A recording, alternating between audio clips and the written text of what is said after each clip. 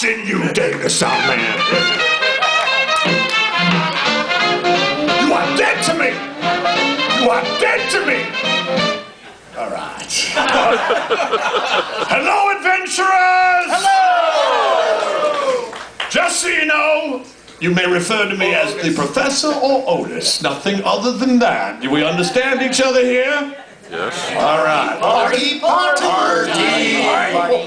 Shut up, you damn masks. All right. How are you today? How are you today, adventurers? So good to see all of you on this fine day. As for all of you who do not know, or may should know, I am a club ichthyologist, Professor Otis. Convoloosh. And I would like to address something that we have as a bit of a problem here for the past 20 or so years. Our beloved Colonel, you all know how much he loves his gin and tonic. Well, after over 20 years, Adam Merriweather Pleasure has totaled up his bar tab, and allow me to say the U.S. government has nothing on the Colonel. It has reached beyond the six-figure mark. So Pleasure has decreed that he must pay his bar tab. He is holding his legs as collateral. For tonight, not only are we here for charity, we are also here tonight to raise money to help get the Colonel's legs back to him, pay off his bar tab. So I call this the first annual radio telethon to help pay off the Colonel's bar tabs, or as I also like to refer to it as, let my Colonel walk again.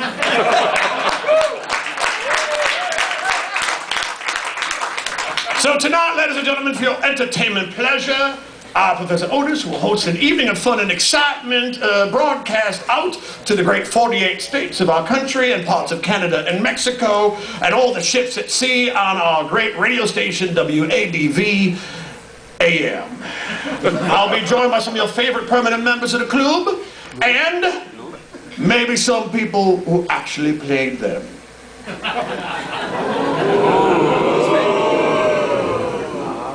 I know. So, ladies and gentlemen, tonight in the format of this radio broadcast telethon, we will be having a little Q&A session as well for each of the permanent members that'll be appearing here tonight. So start thinking of your questions now. All right. No pressure, but start thinking now. All right, well, before we do get started, ladies and gentlemen, I would like to introduce two fine people that will be assisting me here tonight. First of all, in the back, ladies and gentlemen, we got the band back together for y'all tonight. Our own Dave the Sound Man, Mike Isom, is here tonight.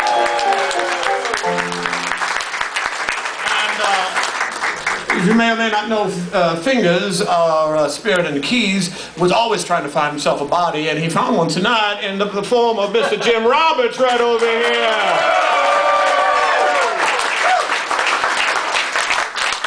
How you been, Jim? I'm great. Yeah? Yeah, sure. You don't sound too convincing. That's Jim. That's a fireball. All right. All right, ladies and gentlemen. Well, to get the event started tonight, I believe I should maybe perhaps tell you a little bit about myself in song. Fingers, if you please. I know all you want to know who I is because I just got here today. My hometown is a little town way down Dixie way. Now, everybody down there from miles around, they all know me by my name. But now I'm up here in your big city, I sure wish you ought to do the same. Cause I'm a ding-dong daddy from Dumas.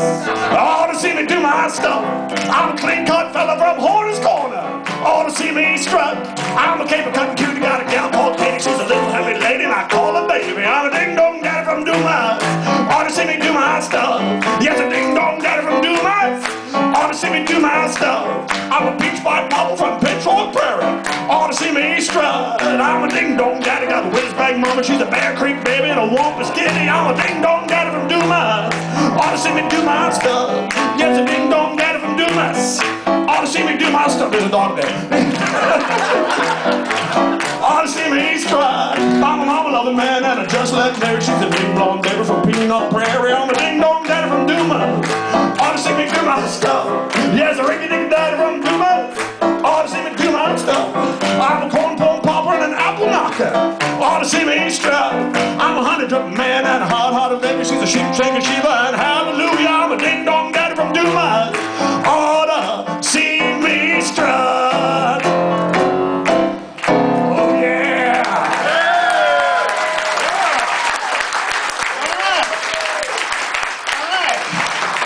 I'm surprised I got all those words out, or at least some of them. What is going on here with these little doggies? I've been service dog for veterans children elderly. Oh, that's amazing. It's a TBI dog for me. Okay, good. Since earlier, PTSD that gets mobility and is going to be donated to another person. I run Mercy Rapid Body Meeting. Now I train service dog for veterans children elderly here in Orange County. Right next door, I have my disaster communication. I do disaster response and disaster relief. That's fantastic. All right. I do have to keep an eye on the time because we have a little bit of static in here. No, actually, I have reached out to the Colonel himself. He will be calling in just a few minutes. Oh, don't eat. All right, but if Sawman, he'll let me know when that happens back there.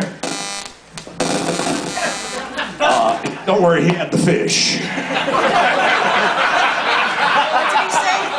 Don't worry, he had the fish. All right. Well, adventurers, it's, oh my goodness, now up here, the front part here, now what, you all are like, what, the gold, We're the colonel level. You're the colonel level. Yeah. Oh. Colonel VIP level. Colonel VIP level. And who are those people back there?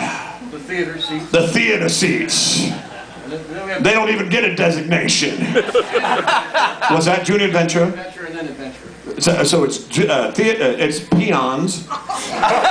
Junior adventurer, adventurer, Colonel Otis.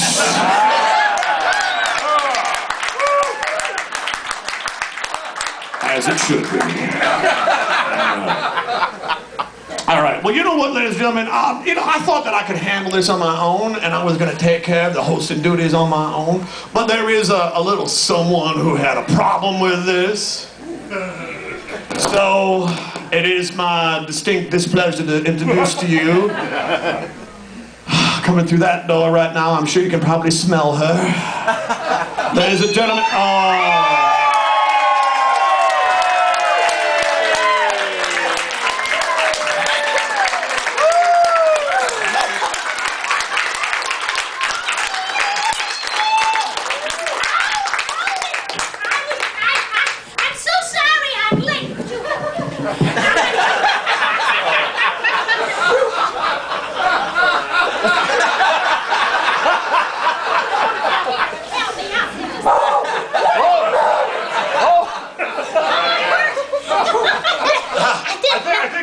Just felt their mama got here. Hello. You're going to need to wash your hands later. Hello, everyone. Hello, Gentlemen, it's Pamelia, if you didn't know. Yes, it is I, Amelia, your club president.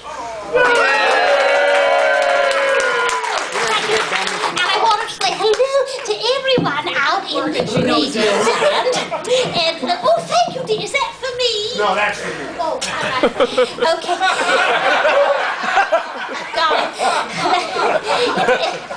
Okay, I had a We're not going to talk about that right now. It's been a long 6 years for that. I know. You've missed me, haven't you, Otis? Yes, and I keep trying. Otis and I haven't seen each other in a long time. I've been in a sanitarium. It was lovely, wasn't it, Otis? Yeah. It was lovely. It was more like a spa. But I brought a couple of announcements out here. Oh, That goes to him. oh, thank you. Is that Elvis? Yes, that was. Oh, that's right. I forgot to say it. Oh, it's very handsome. Oh, yeah, okay. F1 Oh, I got it. I'm not going to say this. But I would like to say that for the auctions that will happen here tonight, those will be concluding before Act 2 begins. So if you want to get a silent auction in, make sure you do it during Act 1. But you should have done it already because we don't want you leaving during the show! Oh, Otis, don't get so angry. Did you get your gold bond back? I got so much gold bond in here right now I'm making cakes. Oh, good. Where do you want me to sit, Otis? I want you to sing your damn song! Oh, I get to sing my song? Yeah! Oh, hello, Fireball. How are you? Oh, I missed you. Look at how handsome he is. I'll put down my pocketbook. All right. Well, everyone out here in Radioland and to our lovely studio audience here at the Holiday Inn on 535. We're a classy organization! I know it is. It's lovely. I've always wanted to play the Holiday Inn on 535. It's been a big dream of mine. I have to You say, have on your back, haven't you? Yeah.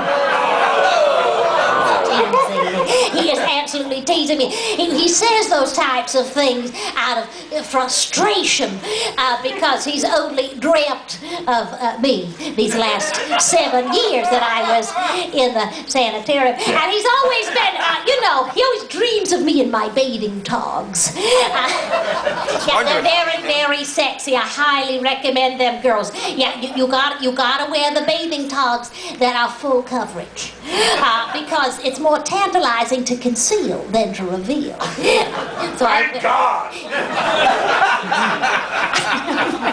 I wear the above the knee number. All right, where the hell was I? Nothing to do with song. That's right. That's why I brought these objects out here for me.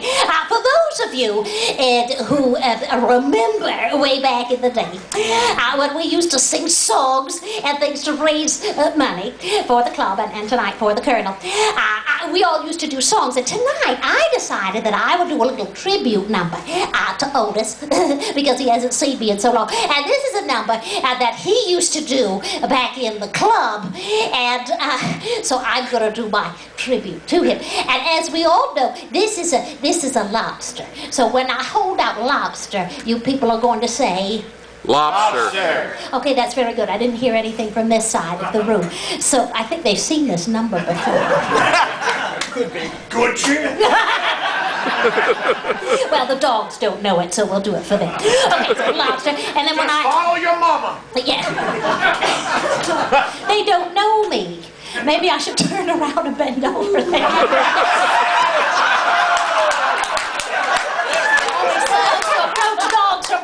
Oh. I learned that in my wildlife seminar in South Africa. Now,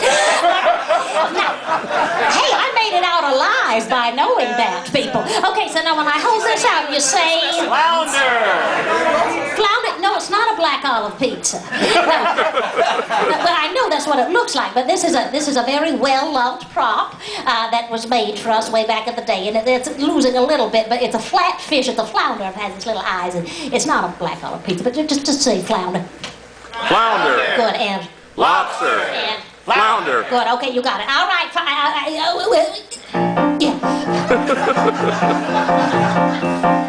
Actually, I didn't rehearse this, so Lord knows what's coming out. All right, here we go. Did I just have a stroke? No, I didn't. Oh, the lights. I thought maybe glaucoma just set in. Okay, here we go. I was a cook. She was a waitress down by Salty Sam Seafood Cafe. Somewhere between the clam juice and the seaweed salad, some little shrimp just lured her away. Here we go, people. Oh, Lobster. never Flounder. Rocky always wrapped his line around her. I know no one's seen an octopus. Oh, Lobster. never Flounder. octopus's face in. He'll only break her heart. When I sent you squid, leave me for that piano tuna. If you want to try out something new, you can clap along, freaks. Clap along. There you go. That's good. It'll make me feel like I'm back at home. Remember when we used to say that? Clap along, freaks, and they do it. We go. Just as happy as I just realized I'm not wearing a supportive girdle.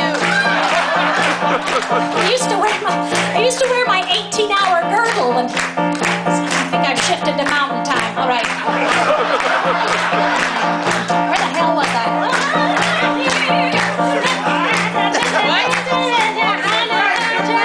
I said to Squid, leave me for that piano tuna. If you want to try out something new. She was the best I ever had. Now my life has no purpose. Oh, I caught a lover, yes I do. Everybody sing it out. Lobster. Never. Pounder. Well, I wrapped this line around her and they drove off in his car. Oh, Lobster. and never. Pounder. Well, octopus's face in it only break her heart. Well, I said to Squid and leave. Oh shit, I already sang. Then I saw her fish. She'd come back to me. There it is. It's coming back. It's coming back. It's been a bad dream. That light's right in my eye. I feel like I'm back at immigration. It was a rough day. Speaking of bending over. We always had a whale of a time.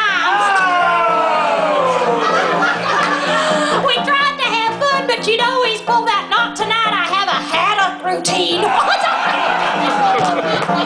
Haddock, I've missed my groupers. Groupers, pick it up, people. It's gonna be a long night. I kept her picture, killed my picture in her walleye. I wonder if she still carries mine in her perch. Oh. Is this thing on or you hard of hearing? Here we go. Now a lobster, ouch, never flounder. Well, I wrapped this line around her and they drove up in his car. Oh, Lobster. and never. Pounder. Well, octopus's face in, he'll only break her heart. Frankly, scallop, I don't give a clam. Familia, ladies and gentlemen, Familia. Come on over to the couch, Familia. Hey, Dave, nothing yet? All right. You got a microphone right there. Thank you. Oh, damn. Oh, now you've done it. Let me see. What's wrong? Oh, pardon me. Can we not have it with the other things on? Okay, good. Do you want me to shake? Oh, No, there you go. Excellent. Thank you, Dave. All right. Actually, I have a brand new fancy schmancy Apple Watch, and it'll tell me when that call's coming in. I just realized that. All right, good. All right. Well, ladies and gentlemen, Familia, right here. All right, now, Familia, I haven't seen you in about 6 years. So, are you all right? Yes, no, I was just, this is a lovely upholstery. Yeah, thank you. I had some small dogs murdered for that. Yeah. Very nice. I haven't seen you in so long, Otis. You look so handsome. Well, look at you buttering me up. What the hell do you want? Well, you know, it's been a long time since I've seen all my old friends, and I'm very excited to be here. Absolutely. Now, what have you been doing besides the sanitarium for the past 6 years? Well, I've been very busy. I was in a... Wait a minute. You got to stop right now because that call's coming in. Ladies and gentlemen, we got a call coming in right now from Toronto, Canada. Oh. And, Hello? Colonel! Hello? Colonel! Can you hear me? Is there an adventurer there I can speak with? Yes, Colonel, it's me, Otis. I'm right here. Can you hear me? I can hear you, Professor. Colonel Critchlow Suchbench here. From the frozen north. Brr. Well done, Colonel. I know you're on the lam running from your immense bar tab, but how are things up there in Canada? It's true, I am on the lam, and I must say, in Canada, the lambs are rather unusual. The one I'm looking at now is about 8 feet tall, brown, with a rather large nose and a very impressive set of antlers. I believe there might be a moose. A what? A moose! A yakoose! Don't talk to me about that nonsense. I still haven't forgiven him. Of course, Colonel. Well, we're doing our best to get you some money to help out your bar tab down here. That would be wonderful. You know, it's a bit chilly up here, and without my legs, I don't have anywhere to put my woolens. Of course, Colonel, of course. I can't even drop my drawers. people here are loving that. Yes, I bet they would, the bunch of perverts. Well, you know how they are in Florida. There's all sorts of crazy... Sweaty, I imagine. Yes, sweaty perverts, yes. It's a whole... Well, how's the fundraising going? How many pounds have you got? Well, I'm about 200. No, you nitty, pounds sterling. Oh, right. Samantha's not here yet. Not that, oh, for goodness sake. Oh, dear. I dare say I must confess I let my bar tab get just a wee bit out of hand. Just a bit, Colonel, but we're doing our best to pay it off for you. Now, Colonel, we do have a couple minutes, and I don't want to keep you on the line for too long, because I know you're calling from Canada, and you know how expensive that is. But now, I understand there's a gentleman... I'm charging it to the British government. Don't worry about it. Excellent. I'm back in one of Britain's colonies, and I've just written it all off. Nice, Colonel, nice. But I was wondering if you could put that gentleman, Chris Trulson, on the phone. Oh, yes, he's sitting here sucking his thumb. Oh, good. Just a moment, Old habits don't die hard. I'll slap him with this mackerel and see what I can do. Hello? Hey, Chris!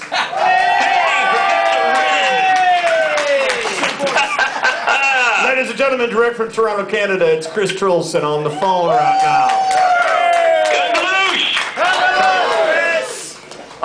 Chris, it's so good to hear your voice.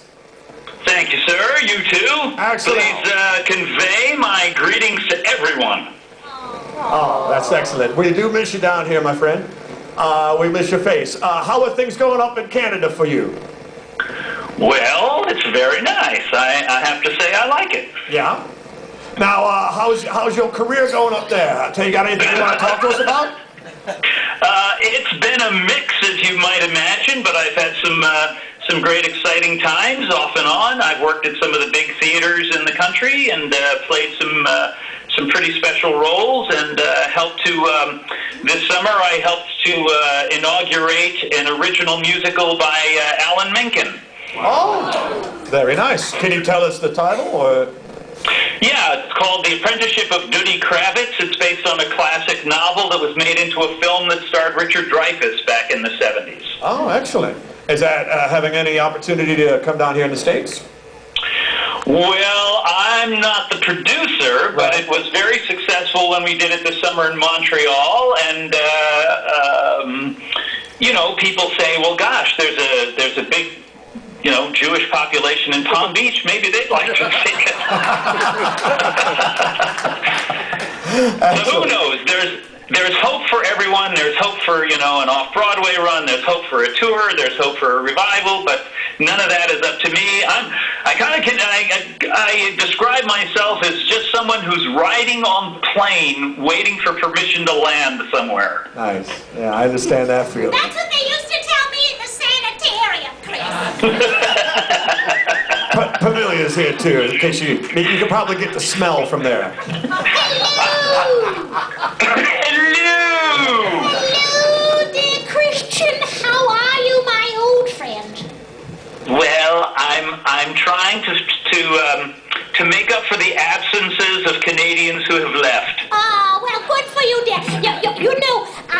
It's a little easier for me down here than it is up there, and you're much closer to my mother. So that's a frightening thought. Yeah, exactly. I never pictured your having a mother, Camellia. I'm not sure why. I always convinced that she was hatched. Oh, yeah. Yes, well, yeah, the family folklore was mitosis. But no. No, my mother is up there in Canada in an entirely different sanitarium. And Chris Trulson knows a very good friend of mine, Graves. And Graves is up with my mother, looking after her. Oh. Yeah. Well, being sanitary is important. Yeah, always, and always accompanied with someone who has his own straitjacket. Absolutely. Always be prepared. Yes. Yeah. That's the adventurer's way. Yes. Yeah! Ha! Bully! I do not want to keep you on the phone because I know that is an exorbitant phone bill to be calling us all the way down here. But My pleasure. It is absolutely a delight to hear your voice, and may I say congaloosh to you? And Kungalushan, sorry I can't be there to hear all the fantastic entertainment. Oh. Ladies and gentlemen, original and founding member Chris Trulson, ladies and gentlemen. You got the kazoo! Awesome. Love to hear your voice, man. Peace out. Kungaloosh. Kungaloosh. All right. See, I told you there's some surprises here. All right. What are you doing? I'm not done interviewing you yet. Get your butt back over there. I like to close sit. Yes, you do. All right. Now, Pamelia, does anybody have any questions here from the studio audience for Pamelia, or perhaps, you know, someone who looks like Pamelia? Just raise your hands up, and we'll call upon you. Or you can just stare blankly at us like you are right now. Like we always do. They're afraid to get... Okay, right over here. Oh, it's Hal. He woke up finally. Good. All right. All right, Hal, what do you got to say? Are you doing anything locally? Oh, how kind of you, Hal. You know, this past season, I did a couple of shows at the Orlando Shakespeare Theater, but I wasn't really myself. I was playing a couple of different roles, but other than that, I really haven't been doing that much. I've decided to pursue a different type of line of work. I'm going into automotive repair.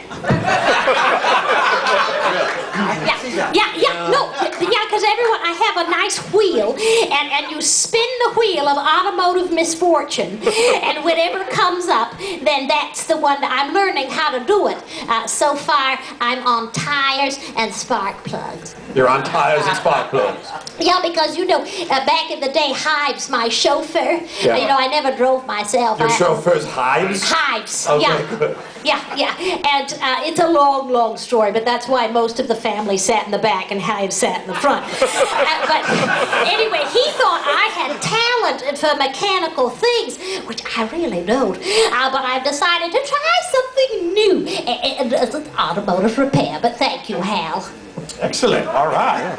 We got time for maybe one more, maybe two. Anybody got something? Just don't be shy. We're all up here for the same reason. If not, we'll be moving on here. No one cares. All right, moving on. No. We got a question right here in the front, and we got somebody over there. All right, we'll go here and we'll go there. Right here, Hank. Go ahead. Yes. Amelia, what event was it that sparked their realization that they needed you so badly at the asylum? Oh, sanitarium. Sanitarium. Well, actually, it was more of a time of personal reflection. I decided that after the club had closed and I was doing some other things that were very stressful, I decided to go and study yoga, the arts of the Tai Chi, and those types of things. And the sanitarium, it's a lovely place in Switzerland. It's in the Alps, which is more like Canada, so it's more close to the way I was as a child. You know, I don't do well in the heat. Canadians don't do well in the heat in general. No. I love seeing the Canadians come down here in July and they explode. I love that. It's a 21 Canadian salute. Yeah. Very, very nice. Yeah, They're buoyant people too. Very buoyant and very brave. They just, it doesn't matter if there's no snow on the ground, they're wearing shorts. And they say, I don't give a shit. I'm out there and I'm wearing, am I not allowed to say that? Yeah, sure. Children, ask your parents on the way home. All right. Do we have kids We here? have a couple, don't worry. All right. All right, we got one more over there. Go ahead. Amelia, did you have a favorite skit, song, or show at the club? Oh, God. Oh, my goodness. A compound question. You know, there were so many. There really were. But I do have to say, in all seriousness, that I had so many memories of little tiny funny things that happened as the nights would go on. And the most fun I really had honestly, was with my fellow actors and performers when some funny little thing would happen during the night and we would carry it through the night, and those were always my most fondest memories of, or something that would go horribly wrong, in the hoopla. Which was pretty much every night. Yeah. And it was always lovely. But I loved the Christmas show. I always loved that. Really, I just had so much fun with doing all kinds of things, and everyone was wonderful. But the Christmas show was lovely. Yeah. It was lovely. The only thing I did, yeah. I love the Halloween show too. I never did the Halloween show. I mispronounced. The Halloween show. Oh, sure. All right. Yeah, well, Pamelia, come and join me over here because it is now time. On here too? That's on too. Right. Sit. I'm going to put this over here so that way we can bring up the next person up here. There we go. All right. Ladies and gentlemen, this is Pamelia. I'm Otis, and we're going to continue on with this show here tonight. How you folks doing out there? You having a good time? All right. Well, ladies and gentlemen, how you doing back there, Fireball? Really well. Okay, good. All right, good. He's still with us. Yes, all right. Ladies and gentlemen, coming on up here right now, about to regale us with a little bit of a number here. Let's put our hands together for Mr. Eric Pender.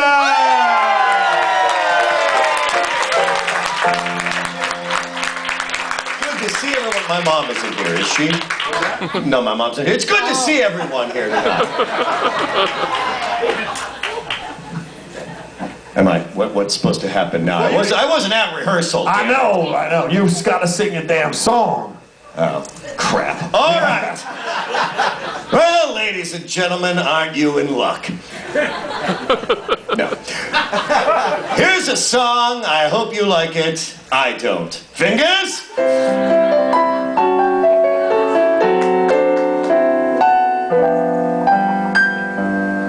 I'll hold for the applause now. No, please, seriously. Spring is here. Spring is here. Life is Skittles and life is beer. I think the loveliest time of the year is the spring. I do, don't you? Of course you do. But there's one thing that makes spring complete for me, and makes every Sunday a treat for me. All the world is in tune on a spring afternoon when we're poisoning pigeons in the park. Every Sunday you'll see my sweetheart and me as we poison the pigeons in the park. When they see us coming, the birdies all try and hide, but they still go for peanuts when coated with cyanide. The sun's shining bright, everything seems alright when we're poisoning pigeons in the park. We've gained notoriety and caused much anxiety in the Audubon Society with our games. They call it impiety and lack of propriety and quite a variety of unpleasant names. But it's not against any religion to want to dispose of a pigeon. So it's Sunday, you're free. Why don't you come with me and we'll poison the pigeons in the park. Ooh, and maybe we'll do it a squirrel or two while we poison the pigeons in the park. We'll murder them all amid laughter and merriment, except for the few we take home to experiment. My pulse will be quickened with each drop of strychnine we feed to the pigeons. It just takes a smidgen to poison the pigeons in the park. Very nice. I still hate birds. That was you. Goodness. Give him one of those. We'll share this. All right. Sit next to her. Well, just across from it. Here, give him your microphone so he can hear it. All right. All right, ladies and gentlemen, this is Eric Pender. Hello. I'm available for bar mitzvahs. Yeah. All right. And brisses. Ooh, really? You get a cut rate for the bris. No! Thank you. Good night. Oh, wow. I didn't warm up first for that. I did. We're older now. Yes, we are. All right, I want to open up the floor. Anybody would like to ask Mr. No, where are these people going to sit? Oh, you just meant to question. You didn't mean to open the floor. All right. Open the floor. Oh, yes, we got right over here. Hi. So I have to know, what is it that made you despise pigeons so much, aside from obvious reasons? They are filthy, lice-ridden boys. The reason actually I picked that song, one, I love singing it, but it was a great song to sing as Otis because he had lost to Emil Bleehall in the evening and his enormous pigeon. So it was a nice way to use that song to tie it into the evening, so it wasn't like I just picked a song I wanted to sing. Even though I just picked a song I wanted to sing! It made it look like I cared. Very good question. Oh, yeah. I see one over there. I see a hand up over there. Over here. I understand that you're composing an opera based on hockey. How is that going? Yes, I am. Actually, I'm not composing it. I am writing the words, so I'm writing the libretto. I still have to actually find a composer. I'm having a difficult time, actually, I'm not going to lie, trying to decide which team wins. I have a lot invested, like, in writing it, so I don't know which team I would rather have win over the other team. Are you picking actual team? Are you using? No, I'm not using the NHL. I'd have to give them money. Sure. But Eric, who's gonna watch an opera about hockey? well, me clearly. No, I know, but what's your audience going to be? Well, a bunch of Canadians that have nothing better to do. Clearly, I mean. That's a lot of people. That's a lot of people in Manitoba, bitches. I'm a people person. I'm a people person, god damn it! The opera is called Goli Damerung, by the way. Thank you. What's it called? I'm sorry? Goli Damerung. Oh, nice. It's funny if you know opera. Anybody? No. I do actually, my favorite part of, I will say this, I've written the song of the lonely Zamboni driver is I think my favorite part. We break the action and then he just goes around and sings about all he does is drive in a circle but nothing happens unless he's there. Aww. It's a really touching number. I touched myself when I wrote it. Anything else? Anybody else? Please God, no. Yes, right here. Yes, please. So, if it's Goli Dameron, is one of the songs The Wing Cycle? Well, actually, if you're on the left wing, it's either that or Das Rinkgold. It's one of the two. I haven't figured out yet. Both of them are brilliant if you're dangerously overeducated. Well, I'm good for nothing else in this world. Thank you. I have no skills. I have a master's degree in theater. That just means I can wear really gay socks. That was a good view for me. I warmed up, Amelia. Oh, wow. I just threw up in my mouth. All right. I'm wearing my thunderwear. Oh, that was the shrimp. It just came back up again. All right. Yeah, all right. We got one more. All right, ladies and gentlemen, Mr. Eric Pinder. Thank you. Thank you. You get out of here. All right. All right.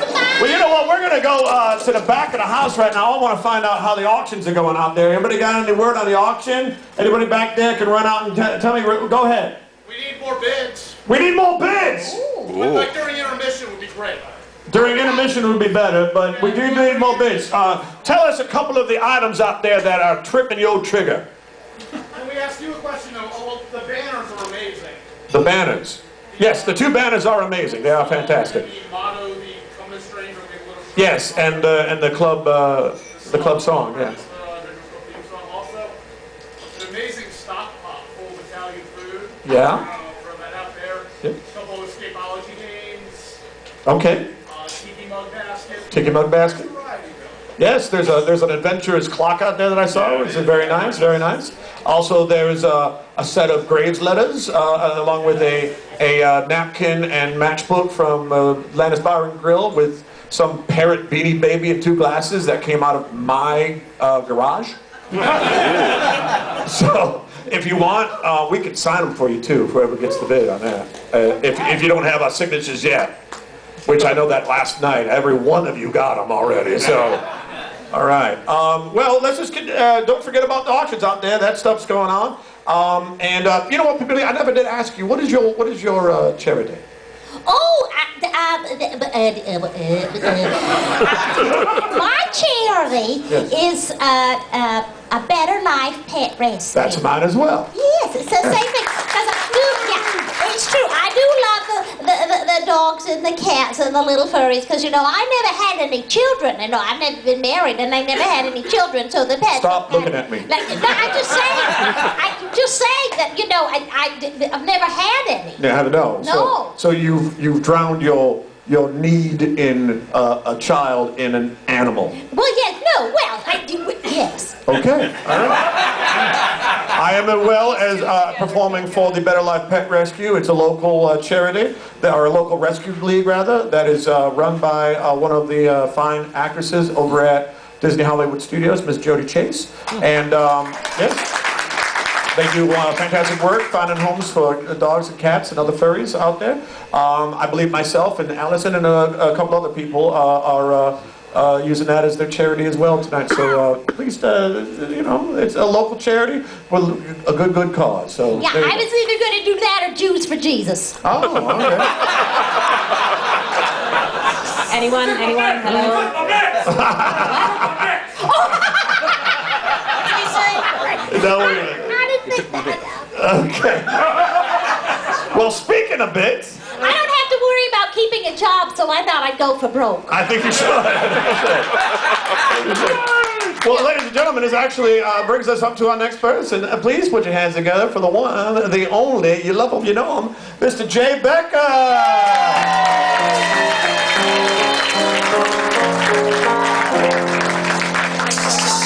Hello. And if you think I'm talking like that, I'm not going to. All right. If I can do this all day and night. I'm not desperate. I'm sorry? So one of my favorite things about the club was the hoopla because... Thank you. Because I was always on the search for new songs. In fact, just recently I found a song I've tagged all my friends in about this would be a great hoopla song. It's too bad we don't have the club anymore. But one of my favorites was bringing a song from a singer-songwriter by the name of Jonathan Colton. Yeah. Introduced to me by the fantastic Megan Maroney and her friend Ryan Gelodi, who are the king and queen of all things geeky. And so this was a song I brought to the club, and so if you don't mind, the artist formerly known as Fingers.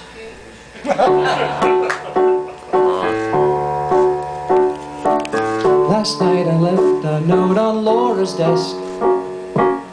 I signed the love you signed, anonymous friend. Turns out she's smarter than I thought she was. She knows I wrote it, now the whole class does, and I'm all alone during couple skate. When she skates by with some guy on her arm, oh no, I'll try to forget the look of pity on her face. When I'm living in a solar dome in a platform in space, 'cause it's gonna be the future soon. I won't always be this way. When the things that make me weak and strange get engineered away, it's gonna be the future soon. Never seen it quite so clear. When my heart is breaking, I just close my eyes, it's already here. I'll probably be some kind of scientist, building inventions in my space lab in space. I'll end world hunger, I'll make dolphins speak. Work through the daytime, spend my nights and weekends perfecting my warrior robot race. Building them one laser gun at a time. I'll do my best to teach them about life, what it's worth. I only hope I can keep them from destroying the earth, 'cause it's gonna be the future soon. I won't always be this way. When the things that make me weak and strange get engineered away, it's gonna be the future soon. I can see it quite so clear. When my heart is breaking, I just close my eyes, it's already here on earth. They'll wonder as I piece by piece replace myself. These steel and circuits will make me strong, but I'll still be so alone until Laura calls me home. I'll see her standing by the monorail. She looks the same except for bionic eyes. She lost the real ones in the robot war. I'll say I'm sorry, she'll say it's not your fault. Or is it?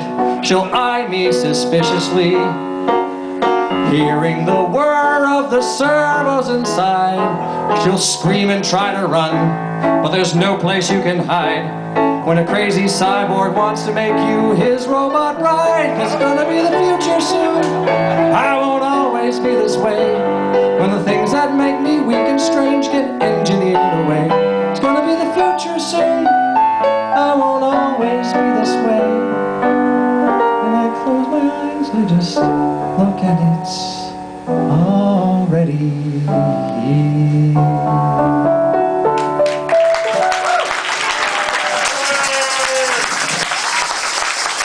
Either that was lower when I first sang it, or my voice has gotten a lot deeper in the last 6 years. Ladies and gentlemen, Jay Becker! Let me open up the floor and talk to Mr. Jay Becker here. Ladies and gentlemen, if you got a question, start thinking of it, raise your hand up, we'll get to you. All the way in the back over there. One of my favorite interpretations of the character in the club was when you played Fletcher. What made you decide to give him the Hindu accent and all? We have about 2 weeks of rehearsal. The first week I was just having trouble getting a grasp on this character, and I was home trying different things, and I kind of flipped onto this East Indian accent. And so I came to the director. I said, "Can I please try this? I think he's the perfect fish out of water character." And and he said, "Well, as long as you can do it that's respectfully." And that was one of my things. I never wanted to be insulting to any cultures, and then justify the fact that I was clearly not East Indian. So that it kind of and it just was such a perfect fit. And I loved the way that Fletcher turned out. I mean, just that sort of, and I think it fit with the kind of character that Fletcher is. So it was just kind of that weekend where I was just struggling trying to find who my Fletcher was, and I got lucky to have a director. And one of the lucky things about the club is that we have directors and actors and stuff who were so supportive of these unique choices and individual choices. So that's how the night became so different based on which actor was there.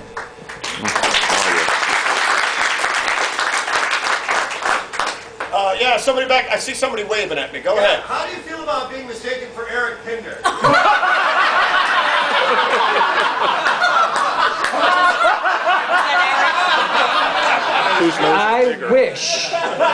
I wish I had the talent in my little finger that man has in his nose. So.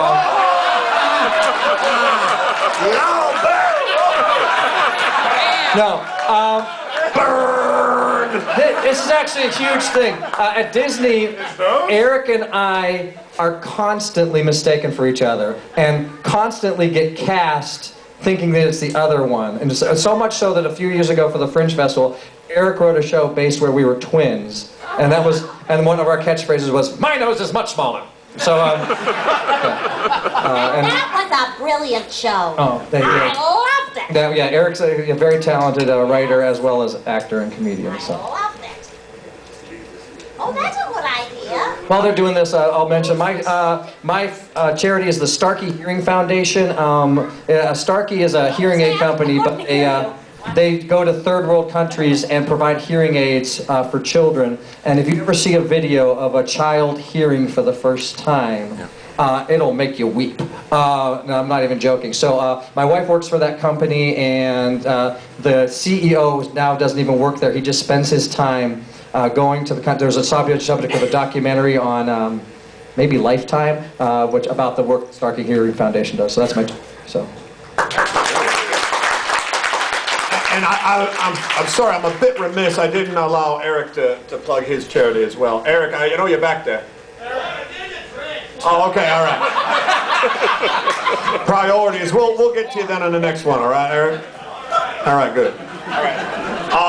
Another question for Jay. Did I see a hand go up?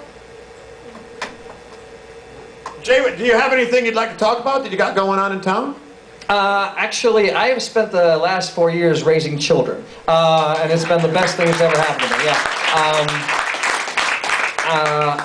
My wife had 2 kids, and I was there a little bit. So I have a daughter who's 3 named Miranda, and a boy named Daniel who just turned 1 a couple months ago. And so I've spent I used to do a lot of theater in town, and I've kind of taken a break so I can be a dad, and it's the best job I've ever had.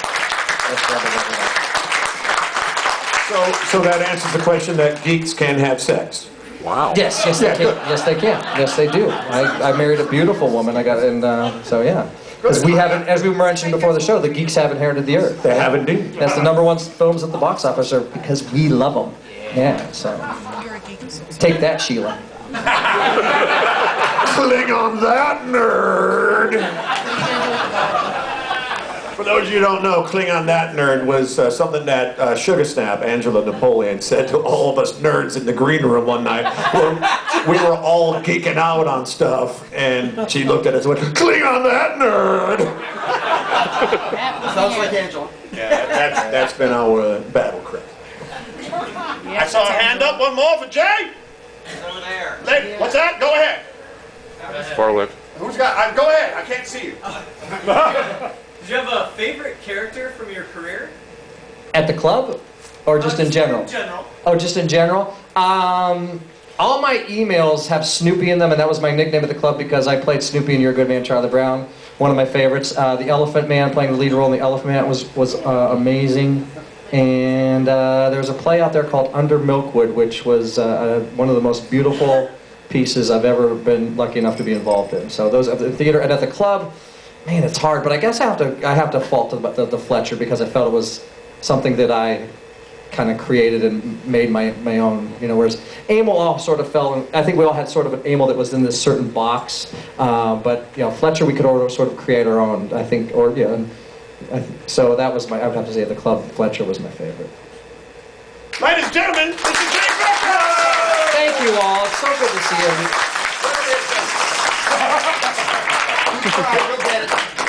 All right, now, ladies, yes, Jay Becker.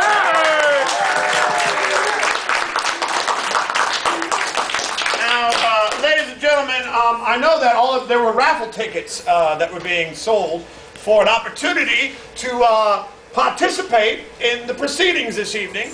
Yes. So I would like to draw one of those right now because it's time for a commercial for the adventurous cereal Jinkies. We love them. Shut up. All right. Hal, ladies and gentlemen, Hal. Oh, surprise. Hal bought one. All right, Hal, you're coming over here. You have a script. All right? I hope you can read.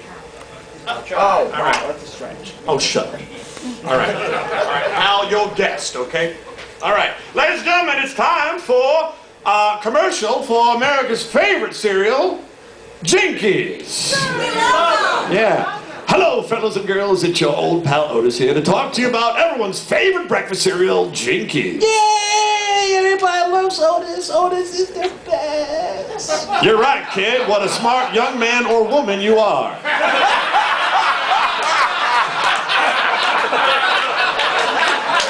Are you in my kitchen this morning, Professor? Well, little buckaroo, I'm here to tell you about the smart way to start your day with the adventurous cereal Jinkies. Please impart your wisdom on me. I have so much to learn from someone as amazing as you, Professor. Oh, for God's sake.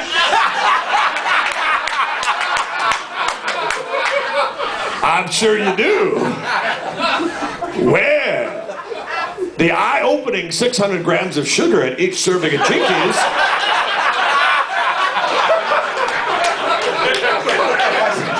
really wakes you up in a big way. Sugar is natural, so of course it's a breakfast that is good and good for you. Eat up, young man or woman.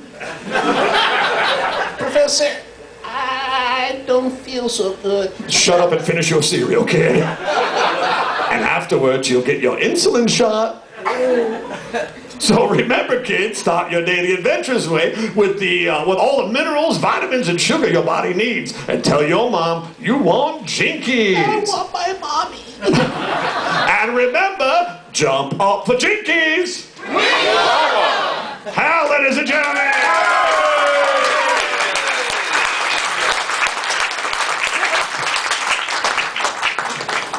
That's yours. Get out of here.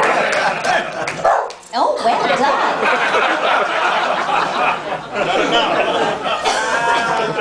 Now I know why you didn't want me to help you with that commercial, Otis. Yeah. How fabulous he made you look. Yeah, you cracked my Da Vinci Code. Thank you. All right, ladies and gentlemen, let's keep the proceedings going. Please put your hands together for the one, the only Miss Megan Maroney.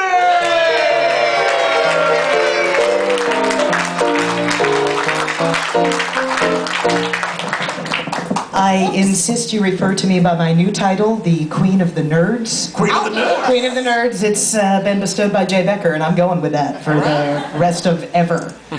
So always keep your head lower than mine. I will never look you directly in the eyes. Perfect. And if you could bring me little loot crate gifts of nerd tributes, I will take that at any given time. What's a loot crate? It's all right, non-nerd. I want this so badly to be true. I want to rule all the nerds. You do, actually. Yeah, you do. Yes. At least until Graham Murphy's daughter grows up. Then I'm giving my crown to her. No. Graham has already told me that he has figured out a way to stunt her growth. She's never growing up. Because he doesn't want guys like Graham Murphy going after his daughter. Fair enough. Yeah. Now, Miss Perkins, as Otis may not know, when you would go on sabbatical, you often hired a wide variety of clones to take your place at the club. I did. We would come in, there was an entire army of non-Pamelia Pamelias, and you never would have known we were not actually Pamelia. No. And each one was more gorgeous than the next. It's amazing. We were all stunningly beautiful. Yeah. Absolutely gorgeous. And it was also amazing that, vocal changes never mattered. Sometimes people could be from Adak, Alaska, and you would never, ever know that they were coming in. Never, ever bothered you at all. You just never knew. I was drunk most of the time. So were we. But of course, all the way from Adak, lovely Pamelia clone number 1, 2, 3, 4.5, whatever. She enjoyed giving people life lessons, including the best way to become famous and quickly. So if you would be so kind, Fireball, let's get it started.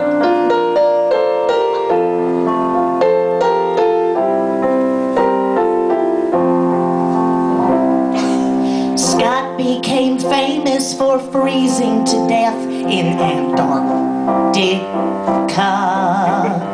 Columbus made history for thinking some island was India. General Custer's a national hero for not knowing when to run. All of these people are famous, and they're also very dumb.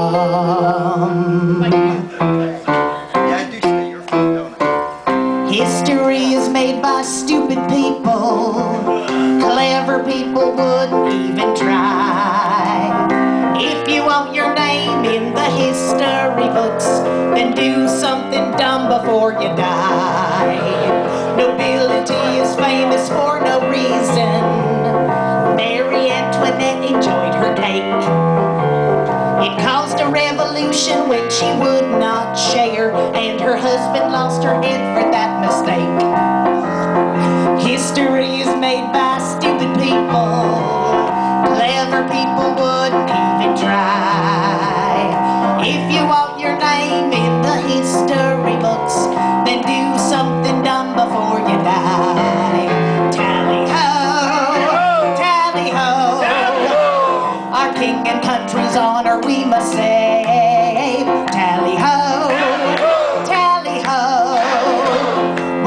marching into glory and the grave. The Hindenburg, it was a giant Zeppelin. Her makers made a minor oversight. Before they filled her up with explosive gas, they should have fixed that no-smoking light. Why? 'Cause history is made by stupid people. Clever people wouldn't even try. If you want your name in the history books, just do something dumb before you die. Do something dumb before you die. Y'all do something dumb before you die. Thanks. Ladies and gentlemen, Megan Maroney! Megan, first things first, tell us a little bit about the charity you're performing for. Much like the other two on this panel, I also am here for Better Life Pet Rescue. My cat, who is all that lives in my apartment besides me. Anyway, because I'm the queen of the nerds. So I live alone in a one-bedroom apartment with a cat because I am also a stereotype, apparently. Anyway, when I found that cat in the parking lot of Universal around Halloween Horror Nights time, quite a few years ago, because nerd, Jody helped me so much try and get her placed, which ultimately meant she stayed with me. But she helped me with all the medical and getting her checked out and getting the cat fixed, and it's just a wonderful way to help little furry creatures who don't necessarily have an advocate. So that is why that is my charity on behalf of my cat and all the other cats and dogs. Megan, and if people can't neuter themselves, they should neuter their pets. I'm okay with a 2-for-1 deal, you know. I've been hoping for you to be neutered for years. You're such a flirt. I currently have 4 dogs and 4 cats in my abode right now, and all of them have been rescued. All of them are rescues, and did any of them come through Better Life for you? I know I'm responsible for one of the cats. Yeah, you are responsible for one of those cats. That cat has been living in our bedroom, and he won't come out. Well, there you go. My bedroom's a very exciting place. Clearly. Clearly. Oh, my God. You shut up! Shut up! All right. And Megan, do you have anything going? What has the past 6 years been like for you? Anything you'd like to talk about? A whirlwind of excitement in a one-bedroom apartment with a cat. No, I have been fortunate enough to do a lot of shows out of town. I call myself an I-95 actor because everywhere from New York and down south, I have a tendency to work at different theaters. I'm very lucky that way. Here in Orlando, I have bounced between the 2 major corporate theme parks. I still do some shows at Disney. Right now my contract, where I'm found most often, is in Diagon Alley at Universal. So I get to be a wizard for money. Nerd queen. There you go. So that works out very nicely. And Megan, I bet you know all the details when people come up and ask you all those Harry Potter questions. You probably know them all, don't you, Megan? I know very many of them, but I will say that the show that I do at Diagon, I don't ever interact with the audience. I speak to them, but I don't care if they answer me or not. Which is the way it should be. I thought you'd appreciate that, I guess. So, see, not heard. I like the people. I have to say I like the people. That's one of the things I don't like about Shakespeare and how I always get in trouble when I'm doing Shakespeare is I always stop doing Shakespeare and start talking to the people. And I keep saying it. Shakespeare invented the ad-lib, for Christ. Is that one of the things you tell the people when you stop doing your lines? Nobody get mad. No, the people love it. The director hates it. To be or not to be. What do you think about that, sir? You know exactly. That's what I say. Shakespeare by committee sounds like a lot of fun. That worked out good. You know, it's like entertaining. So I miss the people, so it's nice. Moving on! Who's got something to ask Miss Megan Maroney? She's got all kinds of, oh, right over here. Yeah, go ahead. From one fellow nerd to another, what is your favorite nerdy activity? Every year, well, it is also the most expensive nerdy activity that I do. It is cosplay. I spend an inordinate amount of money on costumes and then go to Dragon Con every year, which is somewhat humiliating when you admit it out loud, but I'm not going to stop doing it. That's the first step of the sanitarium. Exactly, in my 12-step process. So cosplay is the most nerdy activity that I do because cocaine is a cheaper hobby than cosplay. But boy, don't I know. So that is it. And congratulations, fellow nerd. What is your nerdiest hobby? Right now, it's mostly gaming with my boyfriend. We're going to BlizzCon in November. He's going to be a Worgen, and I'm going to be a Saberon. I would have thought it would be here. You're here now. I'm sorry, I'm a geek too. And what are you? Saberon! You're a Saberon? Yes. What the hell is that? I don't want to say. You are full of lies, Sheila. Do you know what that is? What is it? So in World of Warcraft, Oh, okay. there is an NPC that is basically it's anthropomorphic feline. And my boyfriend loves werewolves, so he's doing a war in, and I decided. Wait, Oh my God, there's something nerdier than this.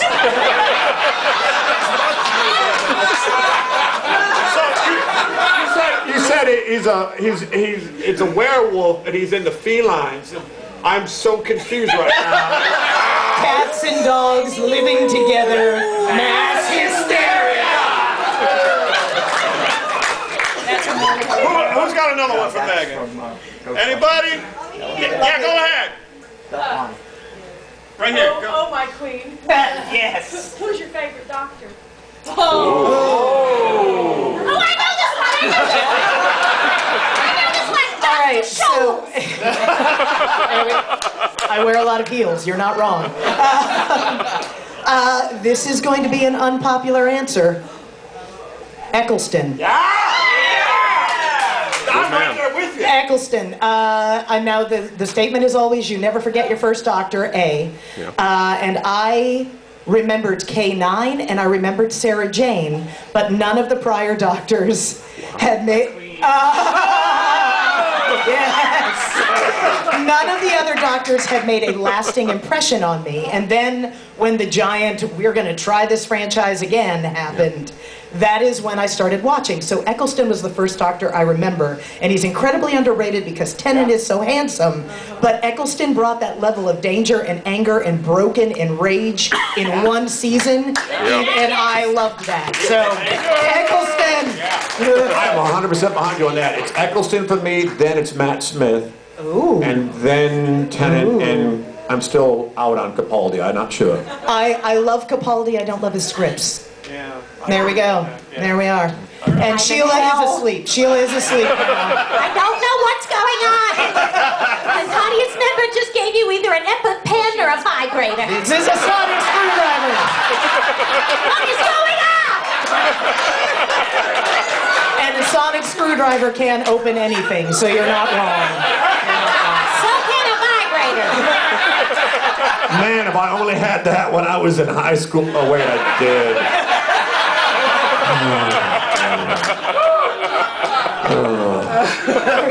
My life sucks. I hope I've proved some nerd cred here tonight. I hope so.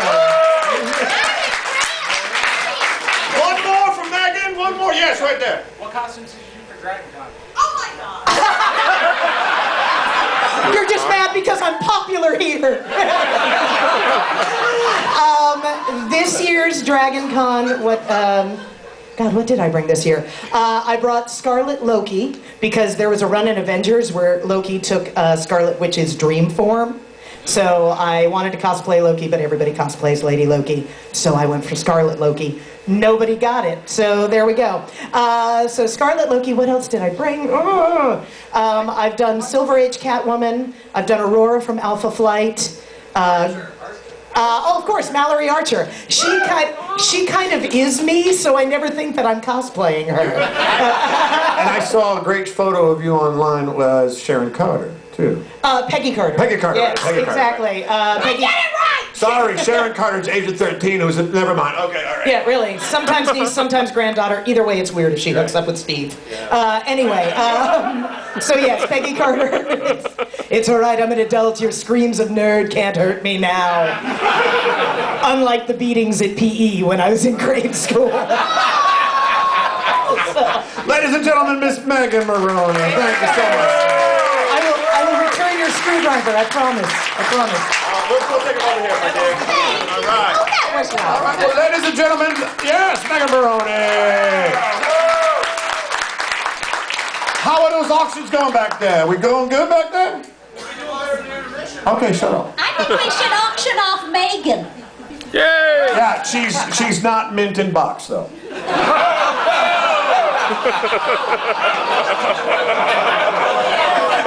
Just gonna let that one sit for a second. All right.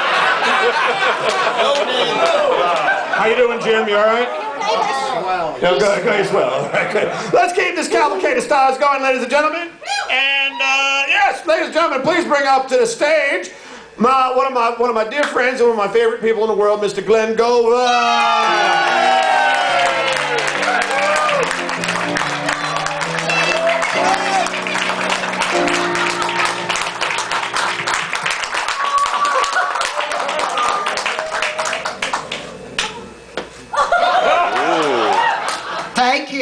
Thank you for that really rip-roaring, rousing round of applause. I can't tell you how thrilled I am to be performing here tonight at the big hoopla. Hoopla! Go ahead, tell us. All right, I'm really thrilled to be performing here tonight at the big hoopla. Hoopla! Well, it's good to get that off my chest. Ladies and gentlemen, I would, at this time, like to do a little number about a woman who is very near and dear to the male members of the club. A stripper down in Kissimmee. Fister. Your mom.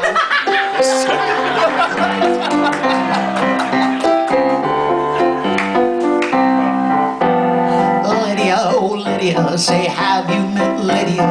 Lydia, the tattooed lady. She has eyes that men adore so, and a torso even more so. Lydia, oh Lydia, that encyclopedia. Lydia, the queen of tattoo. On her back is the Battle of Waterloo. Beside it, the wreck of the Hesperus too. And proudly above waves the red, white, and blue. You can learn a lot from Lydia. La la la.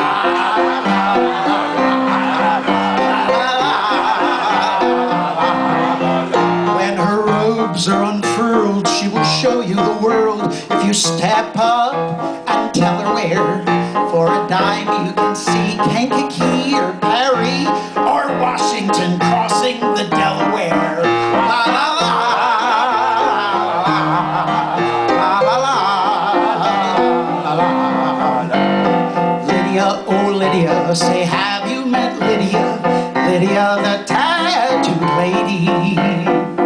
When she stands, the world grows littler.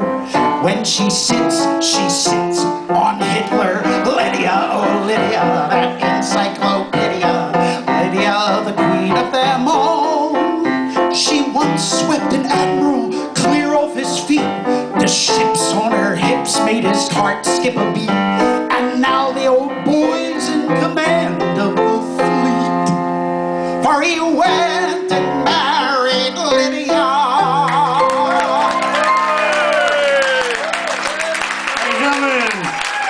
over is Fletcher Hodges. Oh, I'm sorry. Fletcher. Yeah. Have a seat right there. Glenn. What charity are you performing for? I'm performing tonight for the Haven of Hope Ministries of Central Florida. They support people who are infected with HIV and AIDS, and also the people who in the community are in need of food and clothing, and they're very supportive to the people who need just provisions.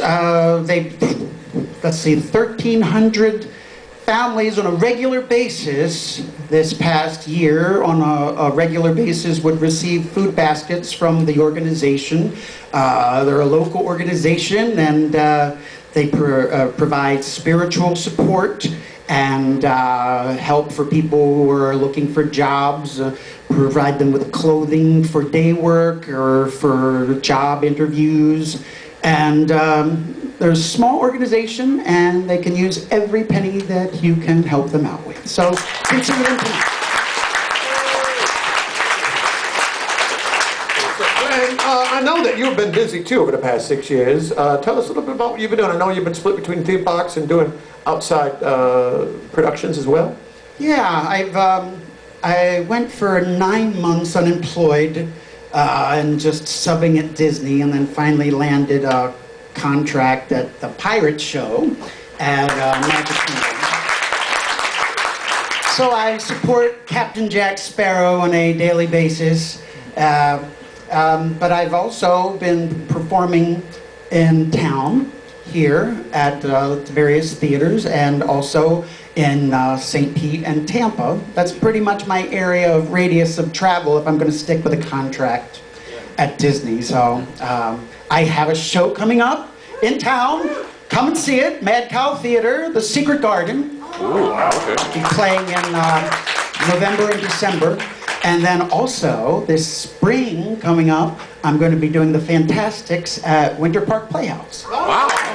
If you're in town, come and support them. I'm the boy's father.